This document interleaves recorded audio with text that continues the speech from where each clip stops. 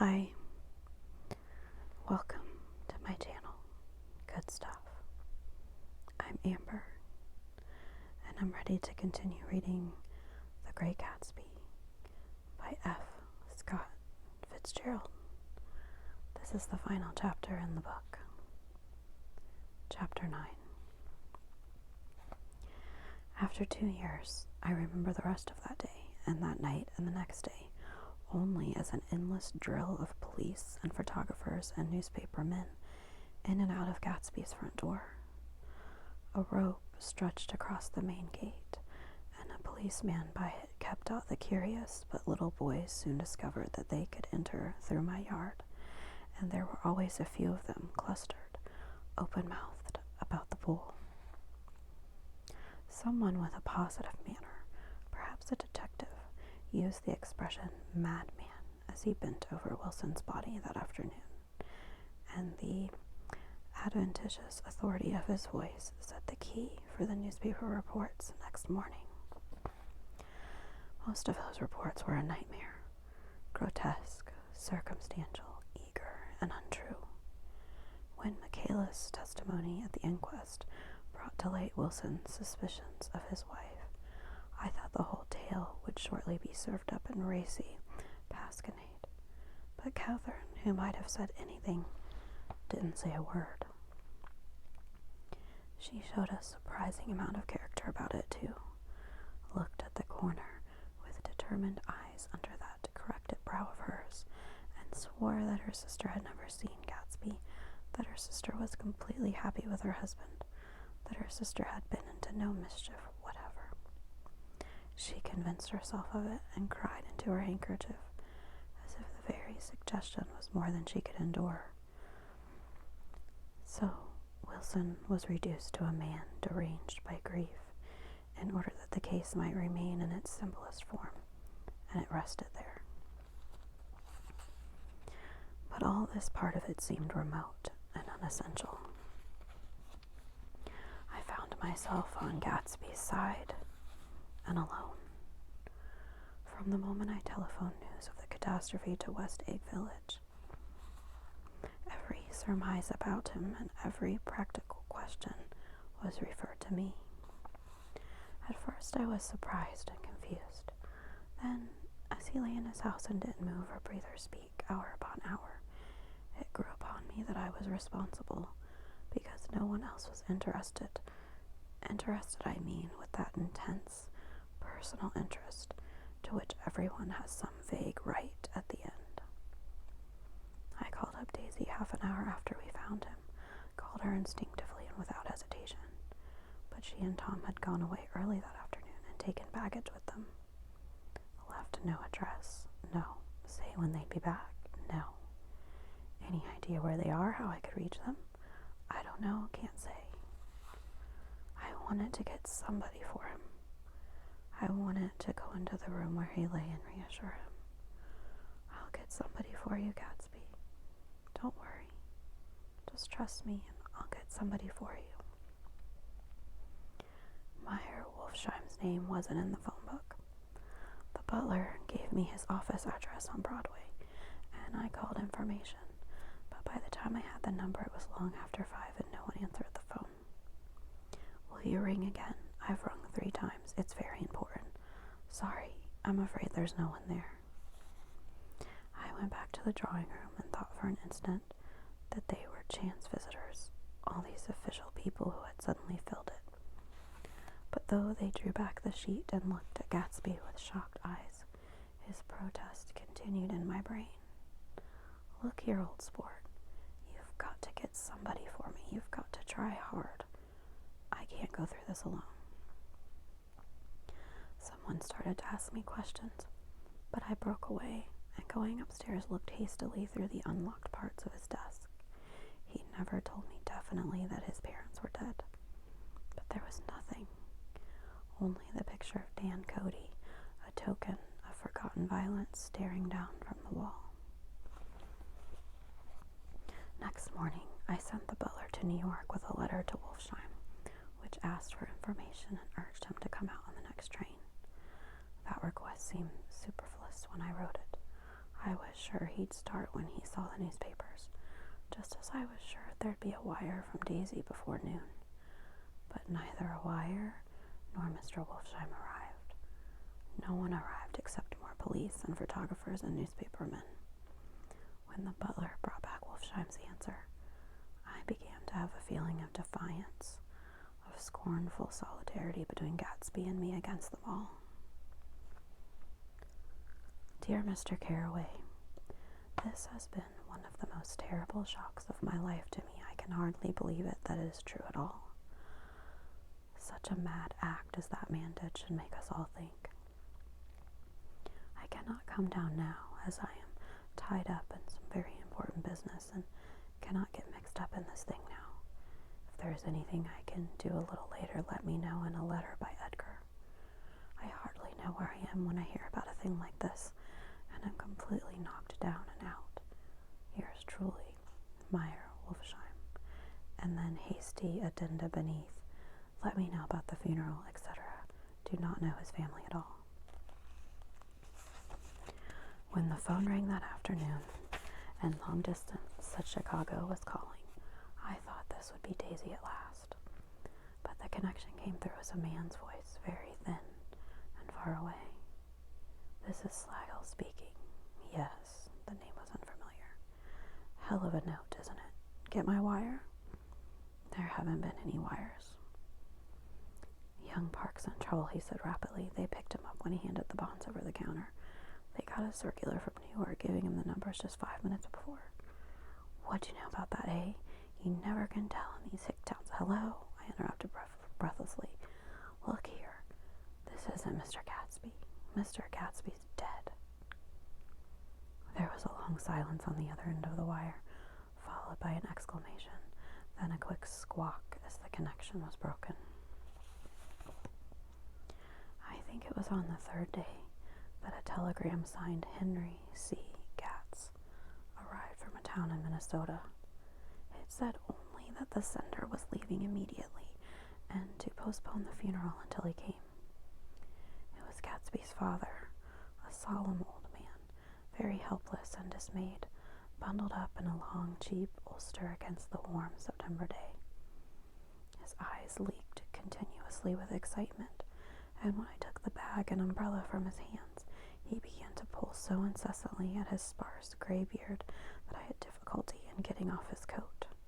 He was on the point of collapse, so I took him into the music room and made him sit down while I sent for something to eat, but he wouldn't eat, and the glass of milk spilled from his trembling hand. I saw it in the Chicago newspaper, he said. It was all in the Chicago newspaper. I started right away. I didn't know how to reach you. His eyes, seeing nothing, moved ceaselessly about the room. It was a madman, he said. He must have been mad.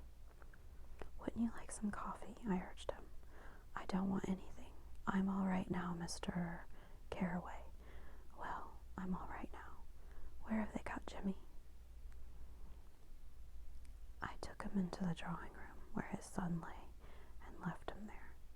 Some little boys had come up on the steps and were looking into the hall. When I told them who had arrived, they went reluctantly away. After a little while, Mr. Gatz opened the door and came out, his mouth ajar, his face flushed slightly, his eyes leaking isolated and unpunctual tears. He had reached an age where death no longer has the quality of ghastly surprise, and when he looked around him now, for the first time, and saw the height and splendor of the hall and the great rooms opening out from it into other rooms, his grief began to be mixed with an odd pride. I helped him to a bedroom upstairs. While he took off his coat and vest, I told him that all arrangements had been deferred until he came. I didn't know what you'd want, Mr. Gatz. Gatz is my name, Mr. Gatz. I thought you might want to take the body west. He shook his head. Jimmy always liked it better down east. He rose up to his position in the east. Were you a friend of my boys, Mr.? We were close friends. He had a big future before him, you know. He was only a young man, but he had a lot of brain power here. He'd done scratched his head impressively, and I nodded. If he'd have lived, he'd have been a great man, a man like James J. Hill. He'd have helped build up the country. That's true, I said uncomfortably. He fumbled at the embroidered coverlet, trying to take it from the bed, and lay down stiffly, was instantly asleep. That night, an obviously frightened person called up and demanded to know who I was before he would give me his name. This is Mr. Carraway, I said. Oh, he sounded relieved. This is Clipspringer. I was relieved too, for that seemed to promise another friend at Gatsby's grave. I didn't want it to be in the papers and draw a sightseeing crowd, so I'd been calling up a few people myself. They were hard to find. The funeral's tomorrow, I said. 3 o'clock, here at the house. I wish you'd tell anybody who'd be interested.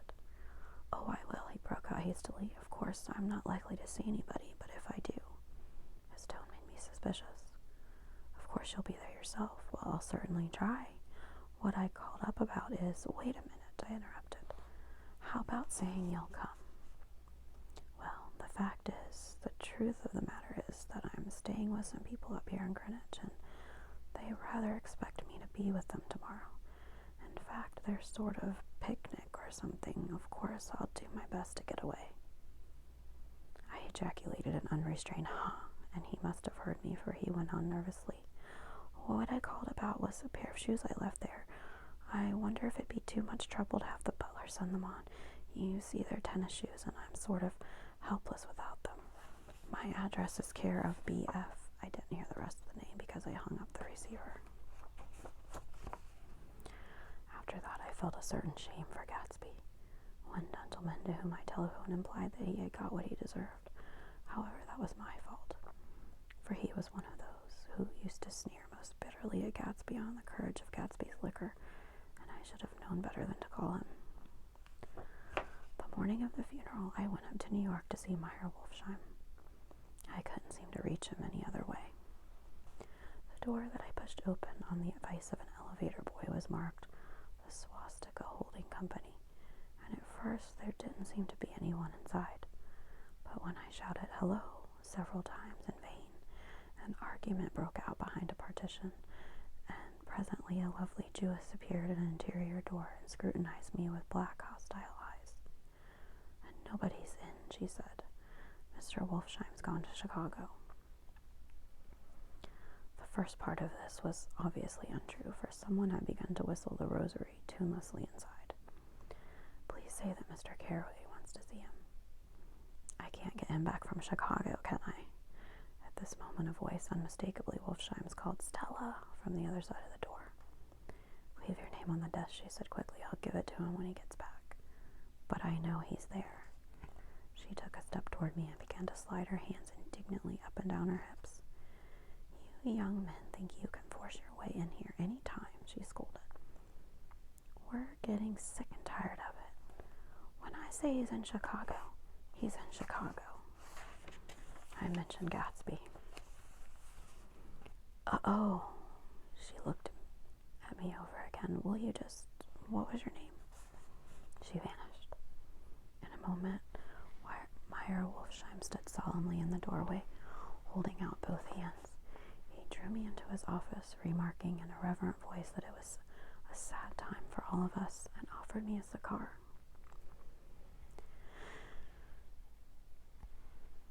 My memory goes back to when I first met him, he said, a young major just out of the army and covered over with medals he got in the war.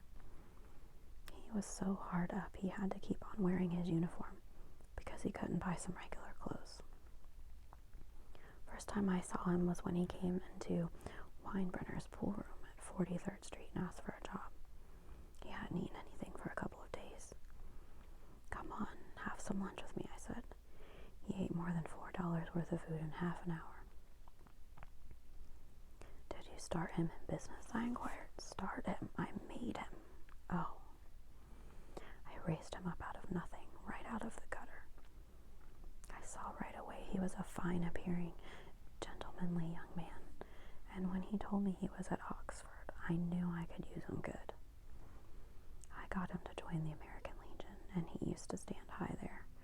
Right off, he did some work for a client of mine up to Albany. We were so thick like that and everything. He held up tube hole with his fingers, always together.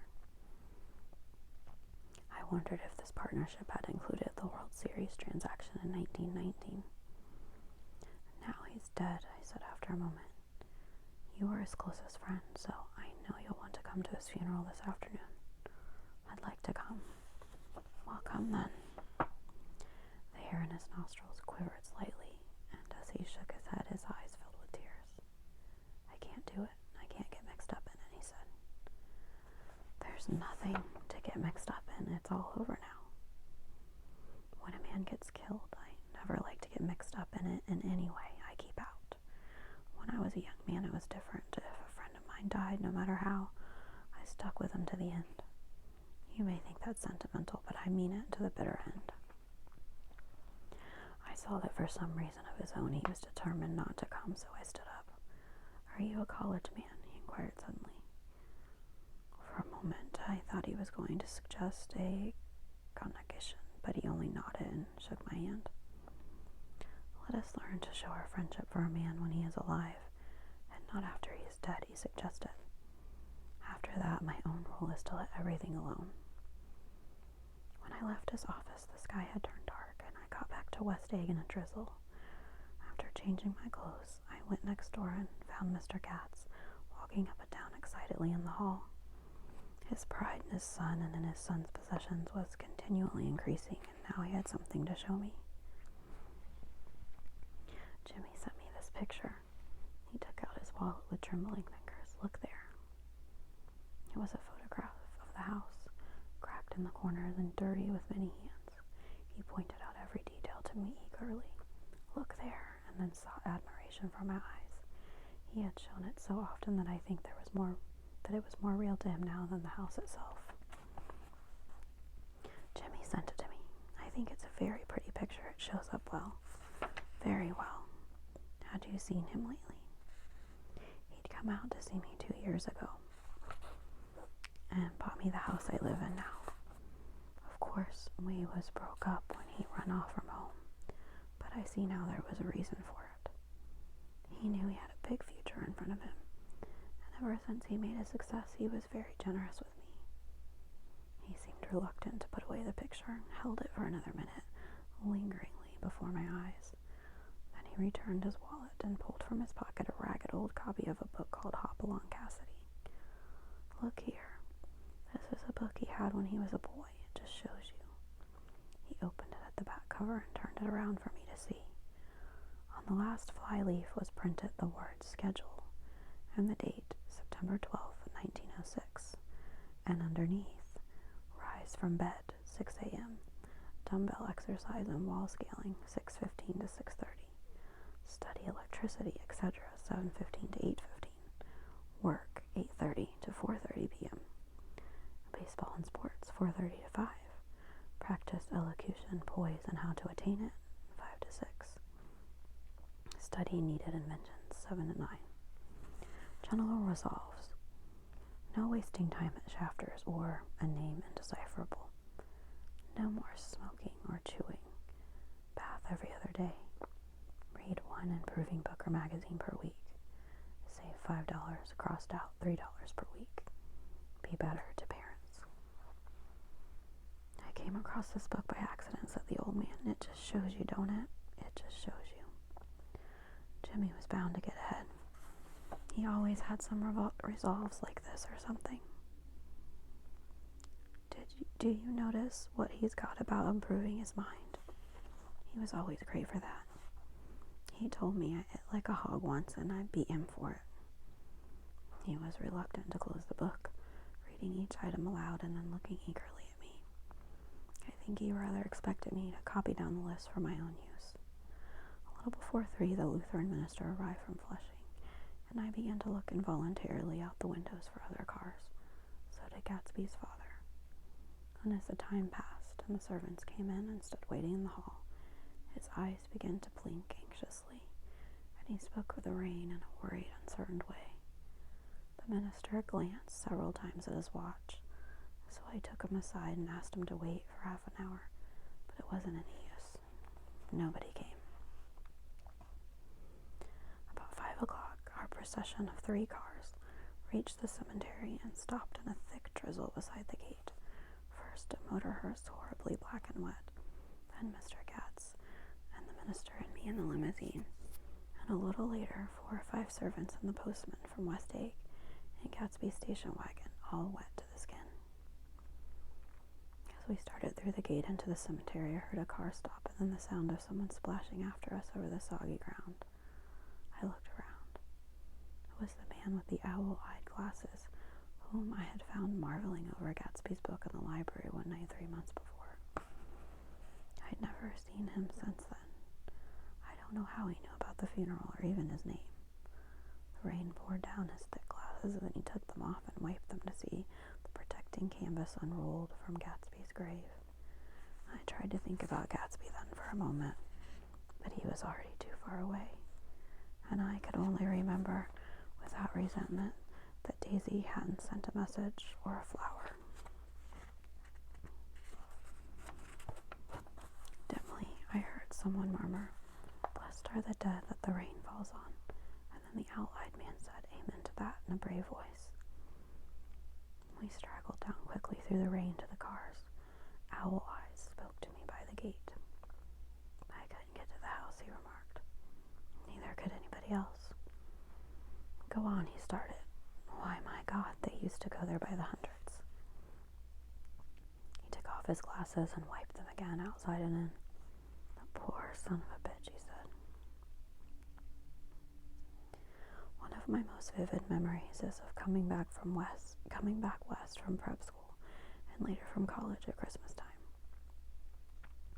Those who went farther than Chicago would gather in the old dim Union Station at 6 o'clock of a December evening with a few Chicago friends, already caught up into their own holiday gaieties, to bid them a hasty goodbye. I remember the fur coats of the girls returning from Miss This or That's, and the chatter of frozen breath and the hands waving overhead as we caught sight of old acquaintances and the matchings of invitations. "Are you going to the Ordways, the Herseys, the Schultzes?" And the long green tickets clasped tight in our gloved hands. And last the murky yellow cars of the Chicago, Milwaukee, and St. Paul Railroad, looking cheerful as Christmas itself on the tracks beside the gate. When we pulled out into the winter night and the real snow, our snow, began to stretch out beside us and twinkle against the windows, and the dim lights of small Wisconsin stations moved by, a sharp, wild breeze came suddenly into the air. We drew in deep breaths of it as we walked back from dinner through the cool vestibules, unutterably aware of our identity with this country for one strange hour before we melted indistinguishably into it again. That's my Middle West, not the wheat or the prairies or the lost sweet towns, but the thrilling returning trains of my youth, and the street lamps and sleigh bells in the frosty dark, and the shadows of holly wreaths thrown by lighted windows on the snow. I am part of that, a little solemn with the feel of those long winters, a little complacent from growing up in the Caraway house in a city where dwellings are still called through decades by a family's name. I see now that this has been a story of the West after all. Tom and Gatsby, Daisy and Jordan and I were all Westerners, and perhaps we possess some deficiency in common which made us subtly unadaptable to Eastern life. Even when the East excited me most, even when I was most keenly aware of its superiority to the bored, sprawling, swollen towns beyond the Ohio, with their interminable inquisitions, which sparred only the children and the very old, even then it had always, for me, a quality of distortion. West Egg, especially, still figures in my more fantastic dreams. I see it as a night scene by El Greco, 100 houses, at once conventional and grotesque, crouching under a sullen, overhanging sky and a lustrous moon. In the foreground, 4 solemn men in dress suits are walking along the sidewalk with a stretcher on which lies a drunken woman in a white evening dress. Her hand, which dangles over the side, sparkles cold with jewels. Gravely the men turn in at the house, the wrong house, but no one knows the woman's name, and no one cares. After Gatsby's death, the East was haunted for me like that, distorted beyond my eyes' power of correction. So when the blue smoke of brittle leaves was in the air, and the wind blew the wet laundry stiff on the line, I decided to come back home. There was one thing to be done before I left, an awkward, unpleasant thing that perhaps had better have been left alone. But I wanted to leave things in order and not just trust that obliging and indifferent sea to sweep my refuse away. I saw Jordan Baker, talked over and around what had happened to us together and what had happened afterward to me, and she lay perfectly still, listening in a big chair. She was dressed to play golf, and I remember thinking she looked like a good illustration, her chin raised a little jauntily, her hair the color of an autumn leaf, her face the same brown tint as the fingerless glove on her knee. When I had finished, she told me without comment that she was engaged to another man. I doubted that, though there were several she could have married at a nod of her head, but I pretended to be surprised. For just a minute I wondered if I wasn't making a mistake. Then I thought it all over again quickly and got up to say goodbye. Nevertheless, you did throw me over, said Jordan suddenly. You threw me over on the telephone. I don't give a damn about you now, but it was a new experience for me, and I felt a little dizzy for a while. We shook hands. Oh, and do you remember, she added, a conversation we had once about driving a car? Why, not exactly. You said a bad driver was only safe until she met another bad driver. Well, I met another bad driver, didn't I? I mean, it was careless of me to make such a wrong guess. I thought you were rather an honest, straightforward person. I thought it was your secret pride. I'm 30, I said. I'm 5 years too old to lie to myself and call it honor. She didn't answer. Angry and half in love with her and tremendously sorry, I turned away. One afternoon late in October, I saw Tom Buchanan. He was walking ahead of me along Fifth Avenue in his alert, aggressive way, his hands out a little from his body as if to fight off interference, his head moving sharply here and there, adapting itself to his restless eyes. Just as I slowed up to avoid overtaking him, he stopped and began frowning into the windows of a jewelry store. Suddenly he saw me and walked back, holding out his hand. What's the matter, Nick? Do you object to shaking hands with me? Yes, you know what I think of you. You're crazy, Nick, he said quickly. Crazy as hell. I don't know what's the matter with you. Tom, I inquired, what did you say to Wilson that afternoon? He stared at me without a word, and I knew I had guessed right about those missing hours. I started to turn away, but he took a step after me and grabbed my arm. I told him the truth, he said. He came to the door while we were getting ready to leave, and when I sent down word that we weren't in, he tried to force his way upstairs. He was crazy enough to kill me if I hadn't told him who owned the car. His hand was on a revolver in his pocket every minute he was in the house. He broke off defiantly. What if I did tell him? That fellow had it coming to him. Dust into your eyes just like he did in Daisy's, but he was a tough one. He ran over Myrtle like you'd run over a dog and never even stopped his car. There was nothing I could say except the one unutterable fact that it wasn't true. And if you think I didn't have my share of suffering, look here. When I went to give up that flat and saw that damn box of dog biscuits sitting there on the sideboard, I sat down and cried like a baby. By God, it was awful. I couldn't forgive him or like him, but I saw that what he had done was to him entirely justified. It was all very careless and confused. They were careless people, Tom and Daisy. They smashed up things and creatures and then retreated back into their money or their vast carelessness or whatever it was that kept them together and let other people clean up the mess they had made. I shook hands with him. It seemed silly not to, for I felt suddenly as though I were talking to a child. Then he went into the jewelry store to buy a pearl necklace, or perhaps only a pair of cuff buttons, rid of my provincial squeamishness forever. Gatsby's house was still empty when I left. The grass on his lawn had grown as long as mine. One of the taxi drivers in the village never took a fare past the entrance gate without stopping for a minute and pointing inside. Perhaps it was he who drove Daisy and Gatsby over to East Egg the night of the accident, and perhaps he had made a story about it all his own. I didn't want to hear it, and I avoided him when I got off the train.